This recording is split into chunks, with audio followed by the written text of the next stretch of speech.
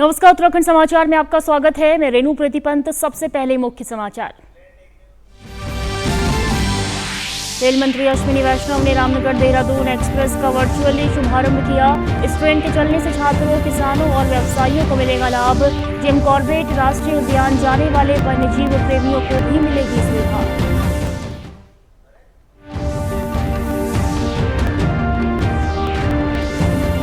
Monsoon season में आपदा प्रबंधन को लेकर सरकार ने तेज की तैयारियां।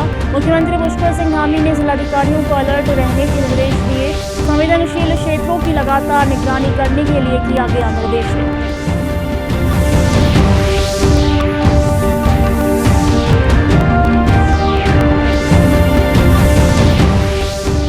और कांवड़ मेले के दौरान श्यामपुर रेंज और चिड़ियापुर रेंज में हाईवे के आसपास बढ़ाई जाएगी गश्त। 10 अतिरिक्त टीमों का किया गया है गठन।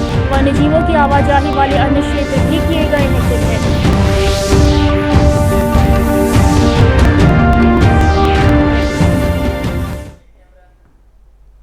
अब समाचार विस्तार से। रेल मंत्री अश्विनी वैष्णव ने आज वीडियो कॉन्फ्रेंसिंग के माध्यम से हरी झंडी दिखाकर रामनगर देहरादून एक्सप्रेस का शुभारंभ किया। वहीं क्षेत्रीय जनता की रामनगर से देहरादून के मध्य अंतर नगरीय एक्सप्रेस ट्रेन चलाए जाने की मांग को ध्यान में रखते हुए रेल मंत्रालय द्वारा रामनगर देहरादून एक्सप्रेस के संचालन को स्वीकृति प्रदान की गई। वहीं इस ट्रेन के चलने से छात्रों, किसानों, व्यवसायियों सहित समाज के सभी वर्गों को लाभ होगा। पर्यटन क्षेत्र में भी इस गाड़ी के चलने से जिम कॉर्बेट राष्ट्रीय उद्यान जाने वाले वन्यजीव प्रेमियों को सुविधा रहेगी। इस मौके पर सांसद अनिल बलूनी ने बताया कि इस ट्रेन से राजधानी जाने के लिए लोगों की बहुप्रतीक्षित मांग थी, जो आज पूरी हुई है। इस ट्रेन में वातानुकूलित द्वितीय, वातानुकूलित तृतीय, वातानुकूलित चेयर कार, शयनयान द्वितीय श्रेणी चेयर कार और सामान्य द्वितीय श्रेणी के कोच लगाए जाएंगे। एक एक्सप्रेस ट्रेन की सौगात थी है। बहुत समय से इसकी आवश्यकता थी।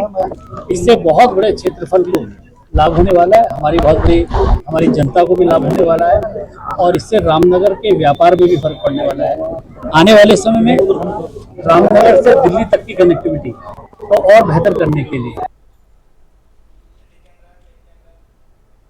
मानसून के सक्रिय होने के साथ ही राज्य सरकार ने आपदा प्रबंधन को लेकर तैयारियां तेज कर दी हैं। मुख्यमंत्री पुष्कर सिंह धामी ने उच्च स्तरीय समीक्षा बैठक में सभी जिलाधिकारियों और संबंधित विभागों को 24 घंटे अलर्ट रहने के निर्देश दिए हैं। मुख्यमंत्री ने कहा कि आपदा प्रबंधन में किसी भी स्तर पर लापरवाही बर्दाश्त नहीं की जाएगी और राहत एवं बचाव कार्यों में त्वरित कार्रवाई सुनिश्चित की जाए। इसके साथ ही बिजली, पेयजल, सड़क और संचार सेवाओं की शीघ्र बहाली के भी निर्देश दिए गए हैं। बैठक की जानकारी देते हुए आपदा प्रबंधन मंत्री मदन कौशिक ने बैठक की जानकारी देते हुए ये बताया कि मुख्यमंत्री ने अधिकारियों को फील्ड में उतरकर संवेदनशील क्षेत्रों की लगातार निगरानी करने को कहा है। आपदा की दृष्टि से पूरे राज्य में हम जानते हैं कि जो हमारी मानसून के साथ साथ एक ऐसा राज्य का विषम भौगोलिक परिस्थिति के कारण आपदा सामान्यता कहीं ना कहीं ऐसा लगता है, लेकिन सरकार ने उस दृष्टि से बहुत तैयारी की है। हमने प्रदेश के स्तर पर अनेक बैठकें की हैं, सारे डीएम्स को जोड़कर मॉक ड्रिल की है, सारे डीएम्स को अलग अलग भी बैठक करके सारे निर्देश दिए गए हैं। आपदा से पहले की तैयारी जो होनी चाहिए उन तैयारियों को हमने पूरा किया है। अभी हम लोगों ने, हमारे अधिकारी सचिव में स्वयं भी 3-4 जिलों में प्रत्यक्ष रूप से जाऊंगा। मुख्यमंत्री पुष्कर सिंह धामी की घोषणा के तहत सल्ट विधानसभा क्षेत्र के सल्ट तहसील परिसर, सबोली मंदिर, शालदे तहसील परिसर और देघाट मैदान में 101 फीट ऊंचे राष्ट्रीय ध्वज स्थापित किए गए हैं। इस मौके पर सल्ट विधायक महेश जीना ने कहा कि मुख्यमंत्री पुष्कर सिंह धामी की घोषणा अनुरूप यह राष्ट्रीय ध्वज स्थापित किए गए हैं।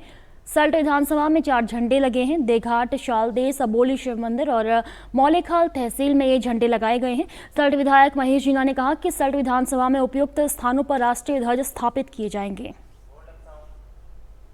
सल्ट विधानसभा में ये 4 झंडे लगे हैं, एक देघाट में, एक सालदे में, एक हमारे यहाँ सबोली शिव मंदिर में और एक मौलेखाल तहसील में। और अभी तो हमारी सल्ट विधानसभा में अन्य स्थानों पर जहां जगह मिलेगी हम वहां भी राष्ट्रीय ध्वज को फहराने का पूरा प्रयास करेंगे।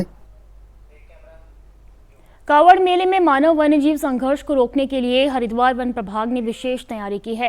प्रभाग की श्यामपुर और चिड़ियापुर रेंज में हाईवे के आसपास गश्त बढ़ाई जाएगी। जंगली जानवरों को हाईवे पर आने से रोकेंगे। दरअसल कावड़ मेले के दौरान हरिद्वार नजीबाबाद हाईवे पर भी बड़ी संख्या में कावड़िए चलते हैं। ऐसे में कई बार जंगलों से हाथी और गुलदार निकलकर हाईवे पर पहुंच जाते हैं, जिससे भगदड़ की स्थिति पैदा हो जाती है। हरिद्वार वन प्रभाग के प्रभागीय वन अधिकारी ने बताया कि 10 अतिरिक्त टीमों का गठन किया गया है, जो नहर पुल से श्यामपुर, चिड़ियापुर, रसियाबड़ तक गश्त करेंगी। इसके अलावा भी अन्य ऐसे कई स्पॉट चिन्हित किए गए हैं जहां वन्य जीवों की आवाजाही बनी रहती है।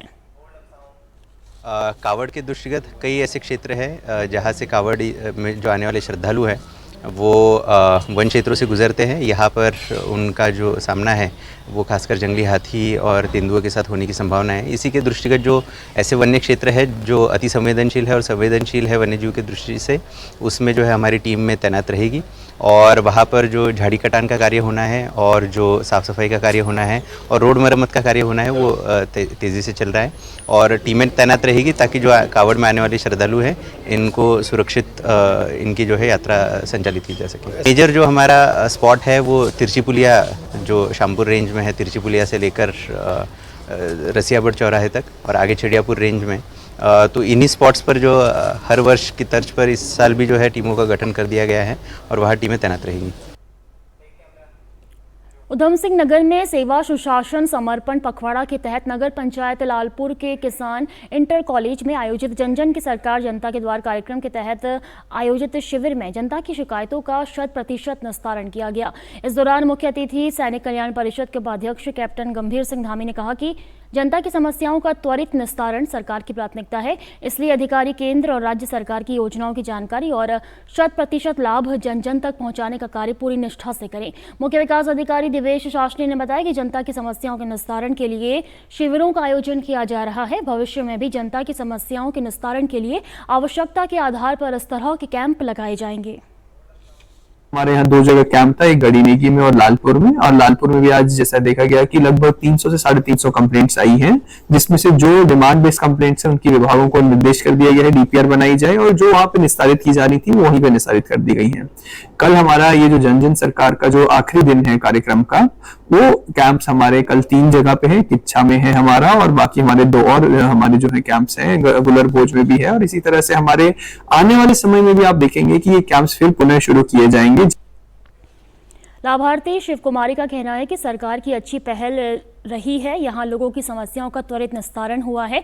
इस तरह के शिविरों का आयोजन होते रहना चाहिए। जन जन सरकार जन जन सेवा जो है उसमें आम जनता की सेवाएं जो है दूसरी जगह नहीं जाना पड़ा, जन जन सेवा में ही उसका निस्तारण कर दिया जा रहा है। ये आम नागरिक के लिए बहुत अच्छी एक पहल चलाई गई है और जो व्यक्ति को समय नहीं मिलता है उसके लिए खास करके बहुत ही अच्छा है कि जन जन जागरूकता में ही हर नगर पंचायत में ये कार्यक्रम चलाई जा रही है। इसमें बहुत से पब्लिक सफल हो रहा है। केंद्र और राज्य सरकार की प्रधानमंत्री स्वनिधि योजना जनपद चमोली में छोटे कारोबारियों और स्ट्रीट वेंडर्स के लिए वरदान साबित हो रही है। नगर पालिका गोपेश्वर के माध्यम से अब तक 2145 से अधिक स्ट्रीट वेंडर्स को 2 करोड़ रुपए से अधिक का ऋण उपलब्ध कराया जा चुका है। जिले के व्यापारियों का कहना है कि योजना के तहत मिला ऋण उनके लिए संजीवनी साबित हुआ है। इस सहायता से उन्होंने अपना कारोबार शुरू किया, उसे आगे बढ़ाया और आज वे आत्मनिर्भर बनकर अपने परिवार की आजीविका बेहतर तरीके से चला रहे हैं। अपना रोजगार में लगा के थोड़ा बहुत सामान सुमन अपना भरा लिया था, उस हिसाब से बेचते रहे, जमा करते रहे उसका नगर पालिका का अपना। ये है कि है तो सही वो। कितने का लिया आपने? ये मैंने 50 का भी लिया था, उसमें पहले शुरू में 10 का मिला था वो, उसके बाद में वो 20 का मिला, फिर उसके बाद में वो 50,000 तक का। सर मैंने तो उसमें जब हमारी आर्थिक स्थिति बहुत कमज़ोर हो गई थी तो नगर पालिका से 50,000 का लोन लिया था। उससे हमारी आर्थिक स्थिति बहुत मजबूत हुई क्योंकि बढ़िया को लेन देन में हमने जो किस्तों में दिया उससे आर्थिक स्थिति बहुत काफ़ी मदद मिली। प्रधानमंत्री स्वनिधि योजना के नोडल अधिकारी सुरेंद्र सिंह पवार ने बताया कि यह योजना स्ट्रीट वेंडर्स के लिए बेहद लाभकारी साबित हो रही है। उन्होंने बताया कि योजना के तहत लाभार्थियों को चरणबद्ध तरीके से ऋण दिया जाता है। इसके अलावा पात्र लाभार्थियों को क्रेडिट कार्ड की सुविधा भी उपलब्ध कराई जा रही है। उन्होंने बताया कि जिले में अब तक 2145 लाभार्थियों को 2 करोड़ रुपए से अधिक का ऋण वितरित किया जा चुका है और योजना के तहत आवेदन की प्रक्रिया लगातार जारी है। प्रधानमंत्री स्वनिधि योजना जो मिनिस्ट्री ऑफ अर्बन अफेयर्स की जो है ये स्कीम 2020 से संचालित की जा रही है और जिसमें जो हमारे स्ट्रीट वेंडर्स हैं उन स्ट्रीट वेंडरों को जो है सस्ते ब्याज दर पर लोन उपलब्ध कराया जाना इसका जो है मुख्य उद्देश्य है। और यह जो है हमारा लोन ही नहीं व्यतीत करता है अपितु जो है उसकी सामाजिक और आर्थिक स्थिति को भी जो है मजबूत करता है। और इसके तहत अभी तक हमारे जनपद चमोली में टोटल हम 2145 लोन बांट चुके हैं।